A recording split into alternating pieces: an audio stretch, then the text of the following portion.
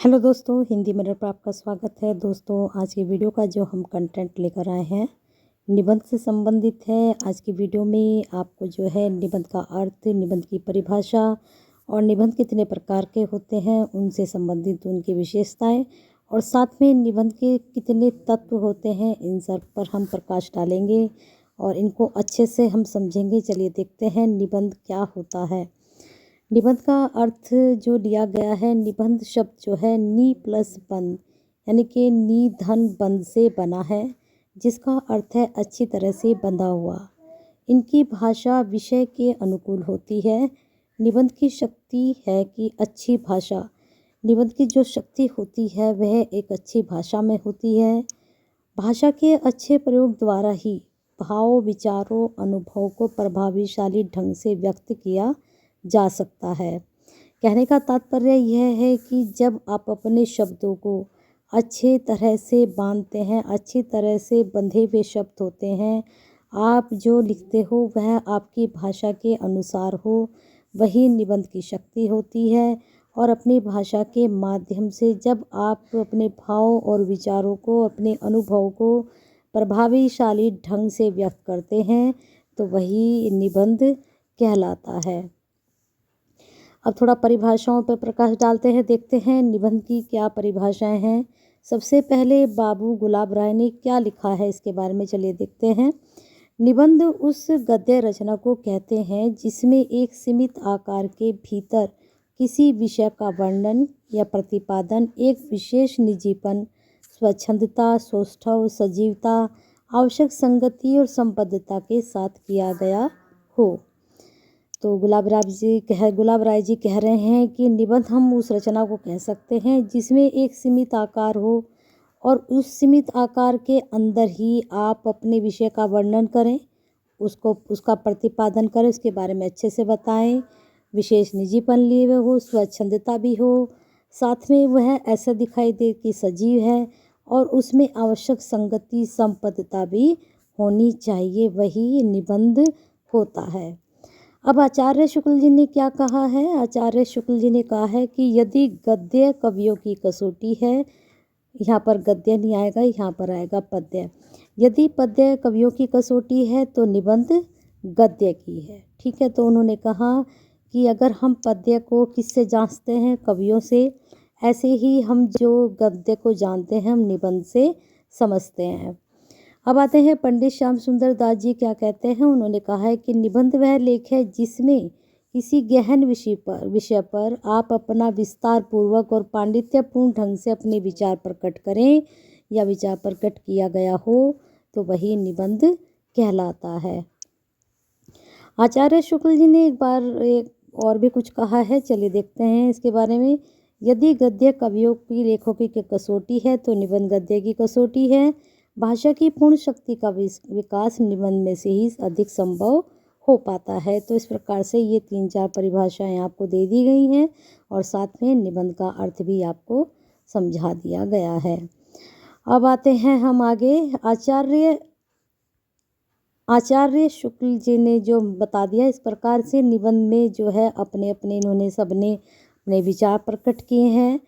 इस प्रकार निबंध किसी विषय पर विचार प्रकट करने की ही एक कला है। इसमें विचारों को क्रमबद्ध करके पिरोया जाता है। इसमें ज्ञान, विचार और व्यक्तित्व का अद्भुत संगम देखने को मिलता है। निबंध लिखने का कोई निश्चित सूत्र नहीं होता है। तो मुझे लगता है भी जो है अच्छे से समझ में आ गया होगा कि निबंध किसे कहते हैं और निबंध की कौन कौन सी परिभाषाएं हैं। अब चलते हैं आगे, हम अब देखते हैं निबंध के जो है हम निबंध की यहाँ पर विशेषताएं हैं। आप यहाँ पर देखते हैं अभी निबंध के हमने आपको बता दी है परिभाषाएं। अब आते हैं निबंध के प्रकार कितने होते हैं, अब इनको समझेंगे। निबंध के प्रकार में वर्णनात्मक निबंध, विवरणात्मक निबंध, भावात्मक निबंध, साहित्यिक व आलोचनात्मक निबंध, तो ये 4 प्रकार के निबंध होते हैं। इनको थोड़ा विस्तार से समझ लेते हैं। वर्णनात्मक निबंध किस प्रकार के होते हैं, थोड़ा देखते हैं इसके बारे में। वर्णनात्मक निबंध निरूपण तथा व्याख्या की प्रधानता होती है। इसमें विभिन्न प्रकार के दृश्यों को, घटनाओं को, स्थलों का जो है आकर्षक वर्णन किया जाता है।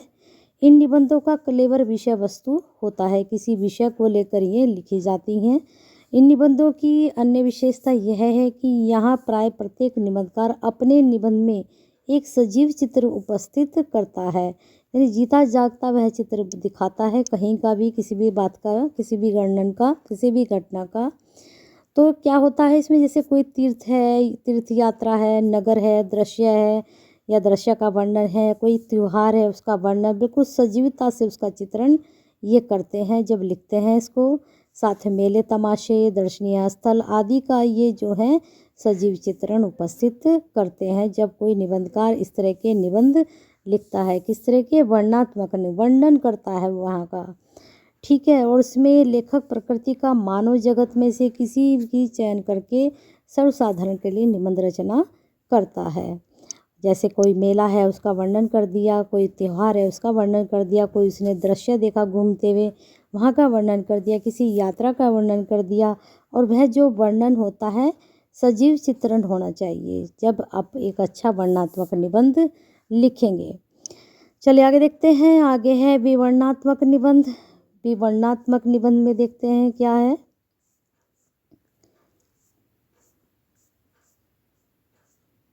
हाँ जी, चलिए आ गए हैं विवरणात्मक निबंध पर।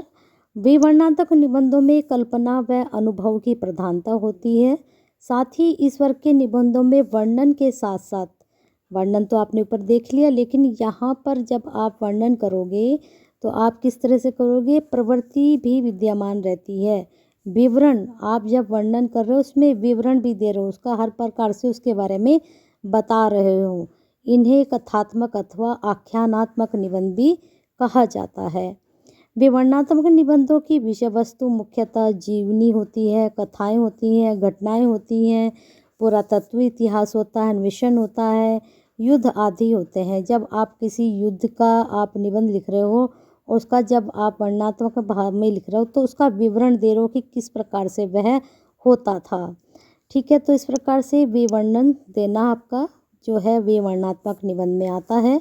और ये निबंध व्यासशाली में लिखे जाते हैं, व्यासशाली में लिखे जाते हैं इस प्रकार के निबंध, विवरणात्मक निबंध। अब आते हैं भावात्मक निबंध। भावात्मक निबंध क्या है, भावात्मक निबंधों में बुद्धि की अपेक्षा राग वृत्ति की प्रधानता रहती है। इनके बुद्धि की विशेषता नहीं होती है, राग वृत्ति की प्रधानता होती है। इनका सीधा संबंध हृदय से होता है। अनुभूति, मनोवेग, भाव की अतिशय अभिव्यंजना इन निबंधों में दिखाई देती है। जो आपकी अनुभव हैं, जो आपके मन के वेग हैं, जो आपके भाव हैं, उन सभी की अभिव्यंजना इन निबंधों के माध्यम से दिखती है। कौन से, भावात्मक निबंध, भावनाओं से जुड़ा हुआ। निबंधों में, इस प्रकार के निबंधों में निबंधकार अपनी सहृदयता, ममता, प्रेम, करुणा, दया आदि भावनाओं से युक्त व्यवहार को प्रकट करता है। अब ये 4 नंबर, साहित्यिक या आलोचनात्मक निबंध। इस तरह के निबंधों में देखते हैं क्या होता है, किसी साहित्यकार साहित्यिक विधा पर या साहित्यिक प्रवृत्ति पर लिखा गया निबंध साहित्यिक या आलोचनात्मक निबंध कहलाता है।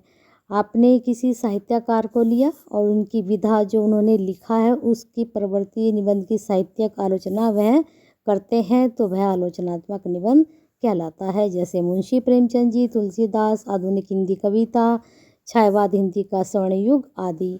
इसमें ललित निबंध भी लिखे जाते हैं।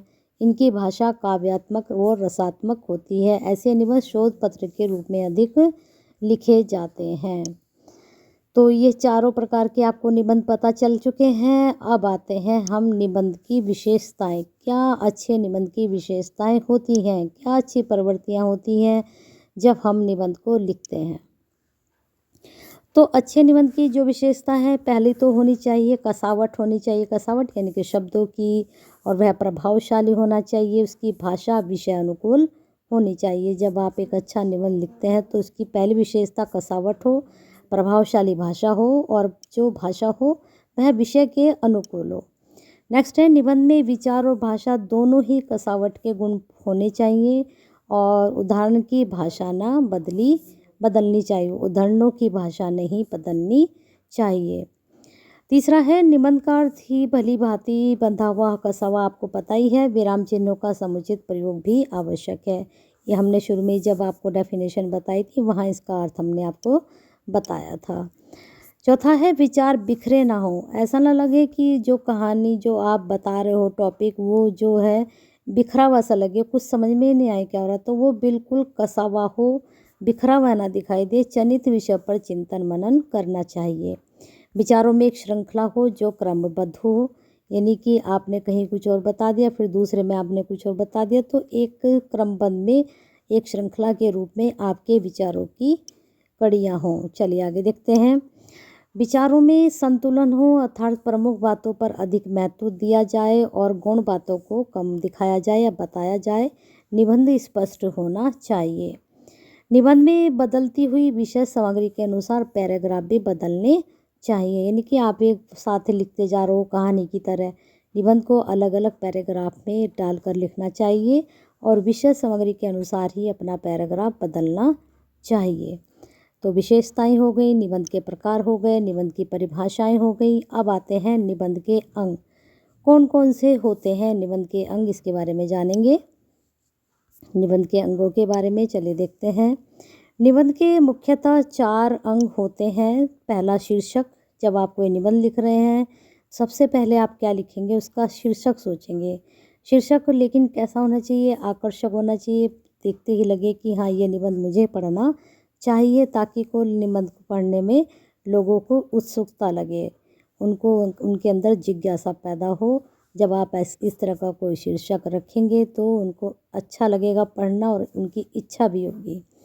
दूसरा होता है प्रस्तावना। निबंध की श्रेष्ठता की यह नींव होती है कि इसे भूमिका भी कहा जाता है। जब आप कोई निबंध लिख रहे हो तो पहले सबसे पहले क्या देते हैं, उसकी प्रस्तावना या उसकी भूमिका बना देते हैं कि हम इसमें ये चीज़ें आपको बताने जा रहे हैं। तो यह अत्यंत रोचक और आकर्षक होनी चाहिए। जब आप भूमिका अच्छी बना देंगे तो फिर जब भूमिका बन जाती है फिर आगे अपना आप ही इंटरेस्ट आना शुरू हो जाता है, आकर्षक लगना शुरू हो जाता है। और परंतु ये बहुत लंबी नहीं होनी चाहिए, थोड़ा सा ही आपको, जैसे हमने वीडियो शुरू की तो हमने शुरू में ही बताया कि आज हम वीडियो में क्या बताएंगे, निबंध का अर्थ बताएंगे, उसकी विशेषताएं बताएंगे, प्रकार बताएंगे। तो आपको लगा हो कि हाँ पूरी वीडियो ज़रूर देखनी चाहिए। तो इस तरह से एक भूमिका बना देना। भूमिका इस प्रकार की हो कि विषय वस्तु की झलक उसमें साफ साफ नज़र आ जाए और आपकी समझ में आ जाए कि हाँ आज की वीडियो में ये चीज़ हम बताने जा रहे हैं। ऐसे ही निबंध की प्रस्तावना में होना चाहिए कि हम इस निबंध में क्या क्या बताएंगे। फिर इसके बाद विस्तार, यही विचारों का विकास होता है। यह निबंध का सर्वप्रमुख अंग है या अंश है। इसकी संतुलित होना बहुत ही आवश्यक है। निबंध का दृष्टिकोण को प्रकट करता है। जब आप अपने निबंध को विस्तार देते हो तो उसमें क्या है, एक संतुलन बना हुआ होना चाहिए। लास्ट में आता है उपसंहार। निबंध का समापन एक उपसर्ग से, उपसंहार से होता है। निष्कर्ष भी डालते हैं वो, उसे उपसंहार भी लिखते हैं। लेखक अपना दृष्टिकोण इसमें प्रस्तुत करता है, पूरा जो निचोड़ है वो उसमें डालता है कि हाँ मैंने ये इसमें चीज़ें बताई हैं। तो लेखक अपने हिसाब से उसमें अपना दृष्टिकोण प्रस्तुत करता है, जिसमें उपदेश, दूसरे के विचारों को उद्धृत कर या कविता की पंक्ति के माध्यम से निबंध को समाप्त कर दिया जाता है। आप या तो कोई उसमें अपना थॉट डाल देते हैं या फिर किसी और के विचार ले लेते हैं, या कविता की कोई पंक्ति, 2 पंक्ति लास्ट में आपने दे दी और उसको ख़त्म कर दिया। अब आते हैं निबंध के तत्वों पर।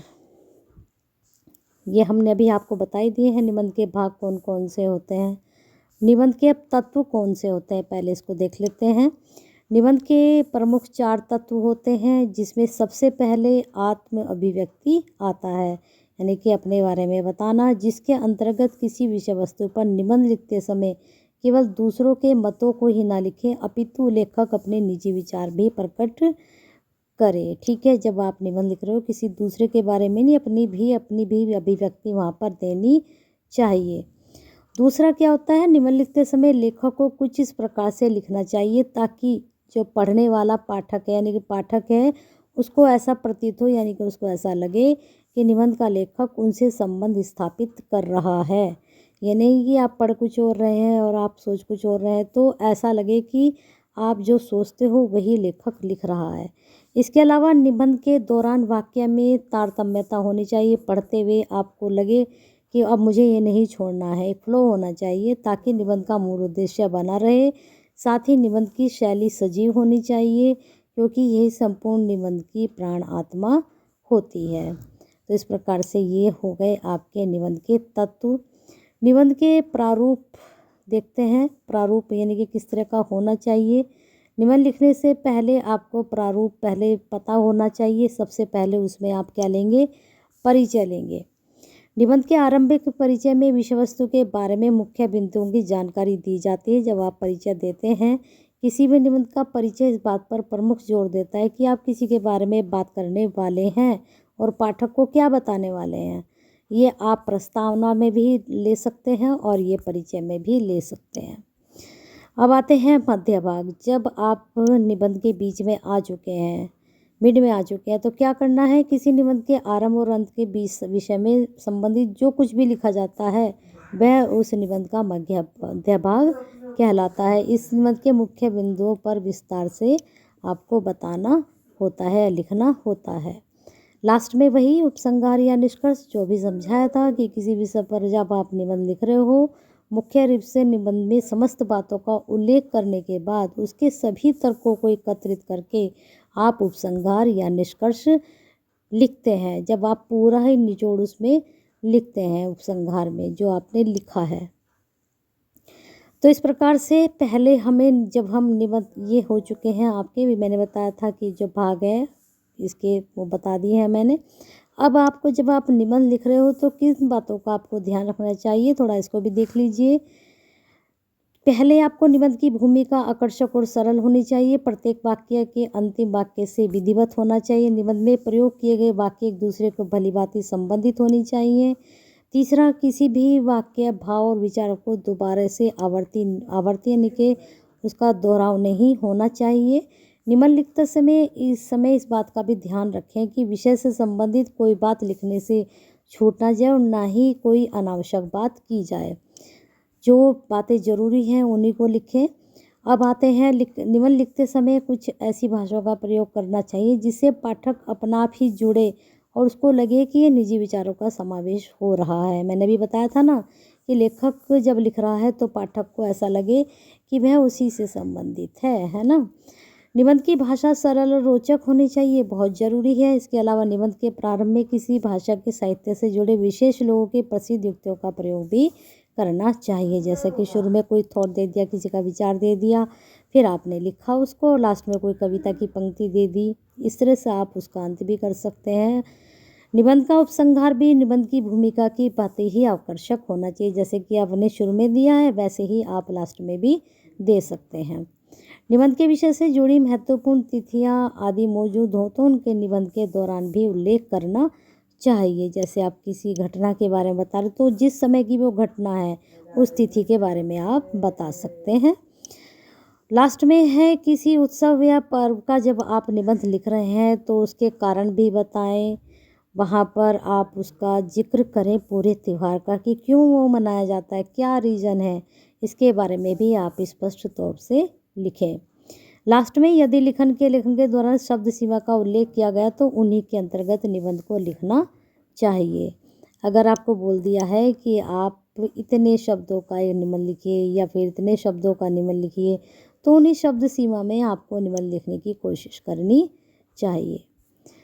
तो मुझे लगता है ये निबंध का जो मैं टॉपिक आपके लिए लेकर आई थी ये सभी को अच्छा लगा होगा। और इस टॉपिक से रिलेटेड आपको एक बात बता दूं और कि जो निबंध से संबंधित निबंध का अर्थ, निबंध के प्रकार, निबंध के तत्व, ये सभी क्लासेज में चाहे आप बीए में हो, चाहे आप एमए में हो और चाहे आप किसी भी कंपटीशन की तैयारी करने जा रहे हो तो यहाँ से क्वेश्चंस हमेशा बनते हैं। तो इसको पूरे ही टॉपिक के नोट्स अच्छे से तैयार कीजिए। और वीडियो पसंद आई है तो एक छोटा सा लाइक तो बनता है, शेयर ज़रूर करें कि शेयर करते हैं तो आप केयर करते हैं।